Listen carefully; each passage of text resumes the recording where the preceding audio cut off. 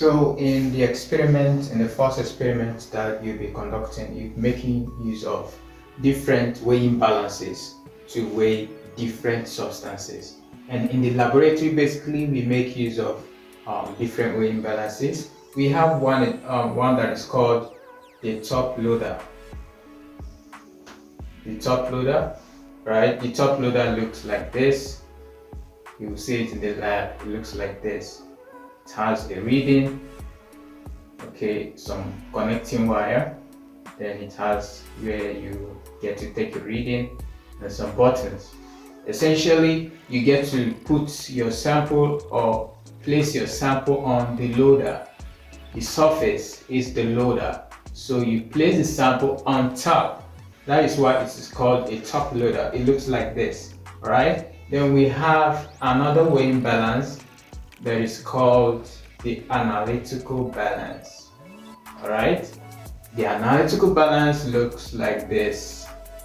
It has a casing, a glass casing. Alright? Looks like this. So then where you get to see your reading.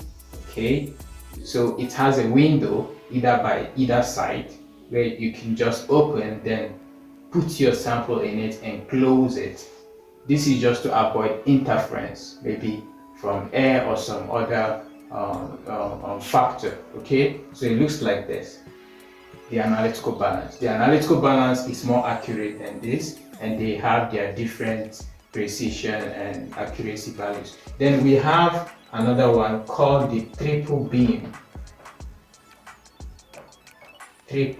balance. All right, it is called a triple beam because it has 3 knobs that you can actually adjust. They have different, it looks like this,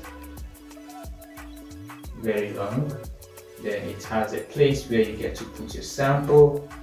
Then it has a stand. All right, you see the triple beam balance has 3 knobs, so and it's graduated like this where you can actually adjust the knobs to balance. Okay, it's all about balancing. So we have a triple beam balance. All right, let me put it here, triple beam balance. All right, so here essentially you place your sample here. All right, and it's usually used for measuring very much more massive substances. Okay, so but then this is more accurate than this. All right, the analytical balance is more accurate than the top loader. The top loader is more accurate than this, but they have their times or when you get to use them based on the sample you want to weigh. All right, so they have their different accuracies. So these are basically the weighing balances that could be used in the laboratory. Okay, so now I'm going to give you an example how to calculate a mean deviation. Most people usually get to confuse it and don't really know how to do this. Okay, the mean deviation actually gives you an idea of how your data sets vary, or to identify what we call outliers. Okay, you want to check how your data values actually vary. Okay, now let's go into it. Let's say, for example, you were given the analytical balance. All right, then you were given the triple beam balance, and then you were given the top loader balance. All right, 3 weighing balances. All right, then you were asked to measure, let's say, calcium carbonate. All right, and then you were asked to measure, let's say, sodium carbonate. Alright, we are given these salts to measure using these different weighing balances. For the calcium carbonate, let's say you got a value x 1 gram. Alright, for the triple beam balance you got y 1 gram. For the top loader you got z 1 gram. Okay, now use for the sodium carbonate, let's say you got m 1 gram. Let's say K1 gram, let's say V1 gram.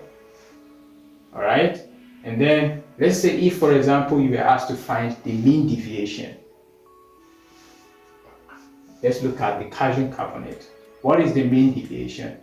It means you have to calculate the mean, then find the deviation from the mean in order to understand how your data or your variables are dispersed or varied from the mean. So you could actually calculate the mean of the weighing balances while measuring for calcium carbonate.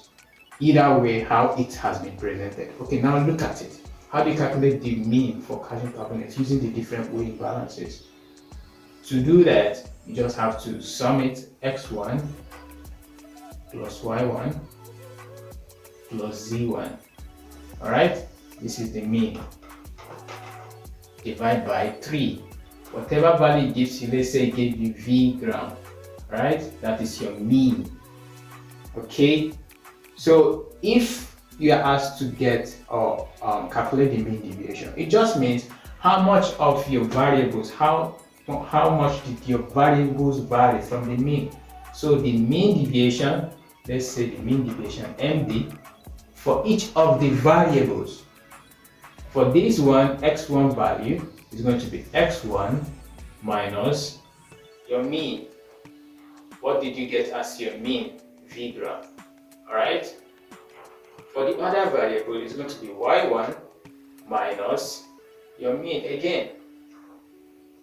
Whatever value it gives you, it could be a negative sign, it could be a positive sign, it could be 0. Alright? So, the mean deviation for the third observation, z1 minus mean. Alright? Anyway, anyhow the observation or your result or your data has been presented, you can actually calculate the mean deviation and the mean just by employing this method. Alright? So you could actually be asked, okay fine, what will be the mean for the analytical balance? It's still the same thing. What is it going to be? If you are calculating the mean here, it's going to be x1 plus m1 divided by how many observations? 2. Whatever it gives you is the mean. Let's say it gave you x gram. So what is going to be the mean deviation again? You take a look at the individual variables. x1 minus the mean. Your mean was this value. Whatever it gives you, you record it. So the second observation or the second variable is m1 minus the mean again. What it gives you, you record it. So this is how you essentially get to calculate the mean deviation. Most of you get to make mistakes and you don't get to get these things properly. And don't always forget, you don't have to write a value without a unit. It's very important. You can't just write maybe the value is 4.5 and then you go your way. What is the unit? If it has a unit, then you have to write it. If it's in kilogram, you put kilogram. If it is in gram, you put gram. Alright? If you are calculating molarity, for example, and it's molar or mole per dm², you indicate that. Don't write a value without a unit, else you lose the mark. Even if the answer is right, the answer is 5 without the unit is wrong. 5 is a number, 5 gram is not a number, it's a quantity. You see that? So this is how you go basically to calculate the mean deviation while you give it different weighing balances, and that is it.